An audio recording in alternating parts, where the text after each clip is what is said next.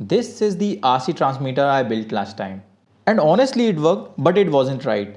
It was a little overcomplicated and had some issues. And it was not like something I would like to use in the field. So I went back to the design and made some couple of changes. This new version keeps the same OpenHD digital video system, but now it's smaller, lighter and designed around real usability. I replaced the Raspberry Pi 4 with a 02W to reduce cost, reworked some button layouts and simplified the electronics. Since most of the parts are from the previous transmitter, so I started to disassembling it. So the first thing is to remove the connectors. The wiring look quite messy.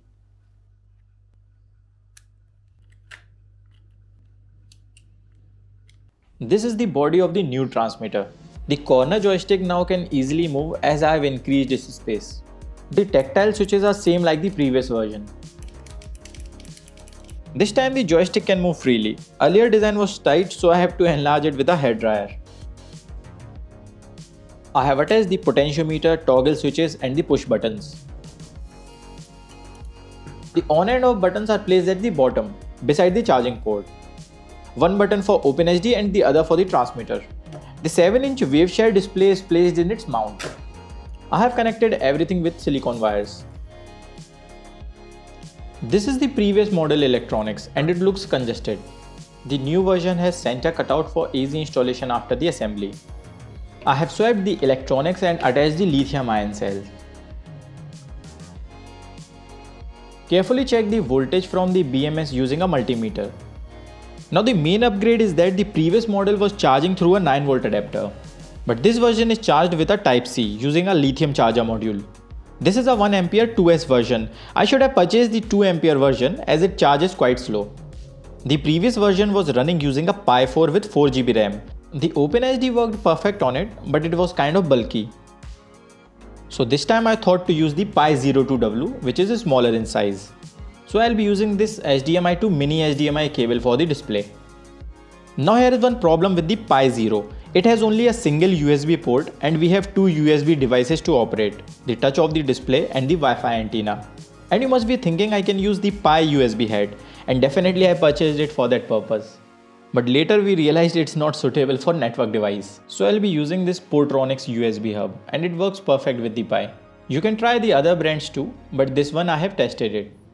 Now since it's lengthy, I have to remove its outer shell and I'll only be using the PCB. You have to soften the rubber using the lighter to remove it from the shell. Now let's mount all the electronics on the plate as per the wiring diagram.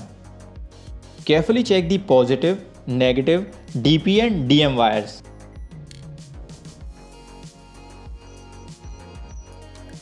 Attach the plate and connect everything neatly. This is the NRF connector and this one is for the Wi-Fi adapter and this is the power input. I have soldered the wires onto the Pi 0. Now instead of powering from micro USB, I'll be powering it from 5V and ground pad. Now before connecting the Pi, connect the battery and check if everything is working fine and receiving correct voltage output. Once everything is fine, connect the Pi. Isolate the electronics using electrical tape for safety. I have already flashed the SD card with OpenHD. Connect the connectors and attach the back cover. Now let's power on the transmitter to check it. And it's booting. I think so it's taking more time as compared to Pi 4.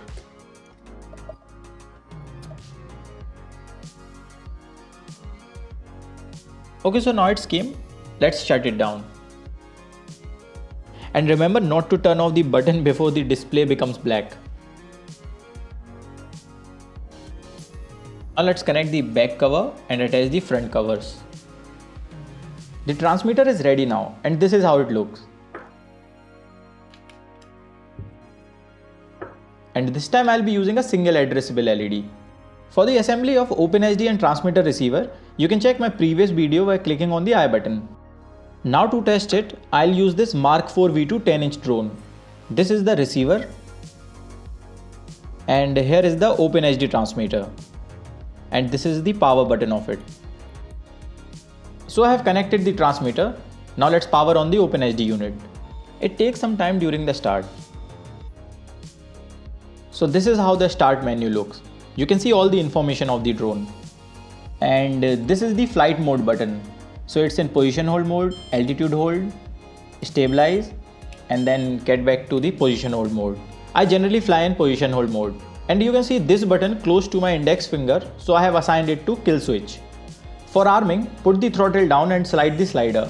These are OpenHD widgets, and you can see the camera quality is pretty decent here. Now let's test the drone. I'll be using this 4S 5200 mAh battery. The transmitter is on now.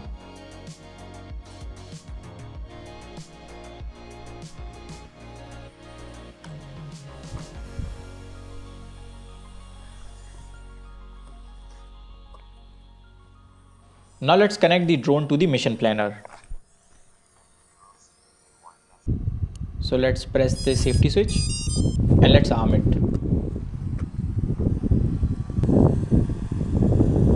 Okay, so it's armed on the first time. Generally it take a couple of chances. Now let's give it some throttle. And again the OpenHD footage is quite shaky. I definitely need to work on a professional gimbal.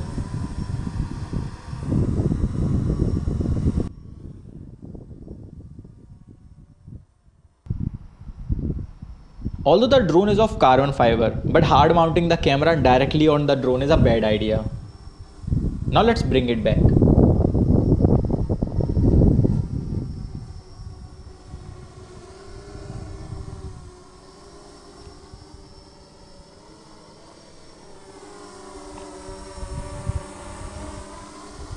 And there are still some frame freezes.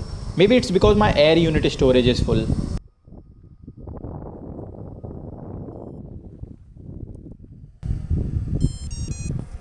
Next day I came back again and this is how it arms. It always takes multiple tries.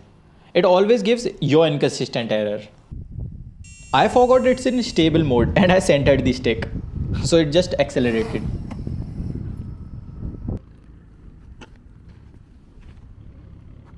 Let's arm it again. And again it started giving yaw inconsistent error.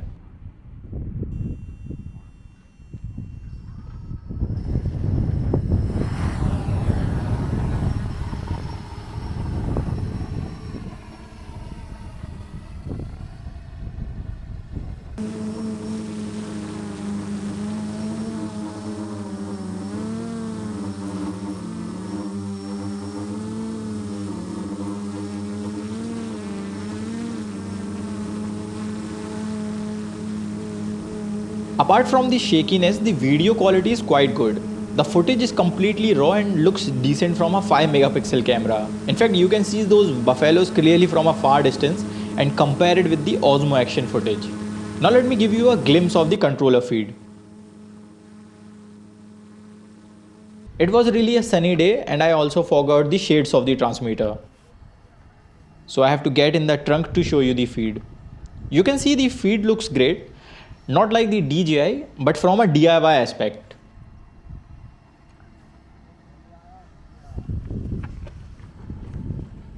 For some couple of flights, I have flown it in a radius of 200 meters, and it's flown smoothly without any signal loss.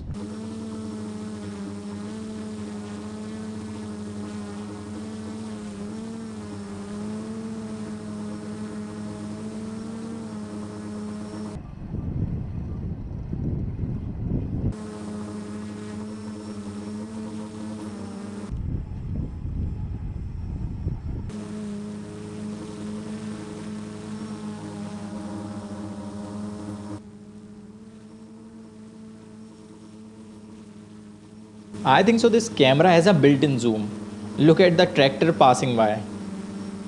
Now let's bring it back.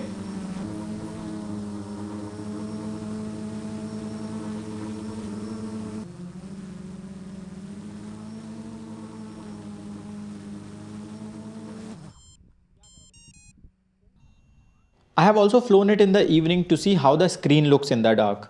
You can see all the parameters in the screen, but the Pi camera doesn't work in the dark. Maybe next time I can try an infrared camera, like we did in the Y6 hexacopter video.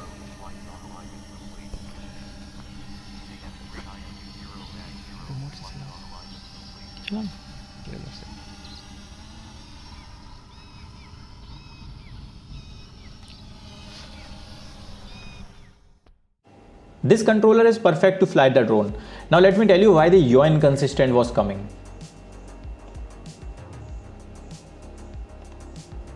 See this, when the joysticks are in idle condition, still the values are fluctuating. So because of this, the flight controller thinks that the yaw is not consistent or not centered.